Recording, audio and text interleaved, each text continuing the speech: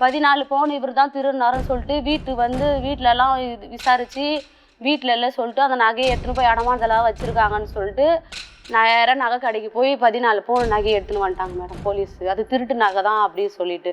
நைட்டில் தூங்கினா கூட என்னை எழுப்பி ஏன் நீ தூங்குற, உனக்கு எப்படி தூக்கம் வருது அப்படி சொல்லிட்டு கேட்குறான். நான் கம்பெனியில் யூஸ் பண்ணியிருந்த ஒரு ஃபோனு, அந்த ஃபோன். வேலைக்கு போறியா? நான் வீட்டில் தான் கல்யாணம் ஆனதுலேருந்து வீட்டில் தான் மேடம் இருந்தேன். நான் கல்யாணம் ஆகிறதுக்கு முன்னாடி அவினாசியில் வேலை செஞ்சுட்டு இருந்தேன் மேடம். நான் துணி கடையில் கம்பெனியில் வேலை செஞ்சுட்டு இருந்தேன். நான் வேலைக்கு இங்கே போகிறேன்னு சொன்னாலும் விடுறதில்ல, அவரும் வேலைக்கு போகிறதில்ல. போனாலும் கல்யாணம் ஆன புதுசில் 3 நாள் சாப்பாடெல்லாம் அவங்க அப்பா அம்மா தான் மேடம் பார்த்துக்கிறாங்களே. அவங்க அப்பா அம்மா தான் இருந்தாலும் அவங்க வயசானவங்க, அவங்கள நான் எதுவும் சொல்லலை.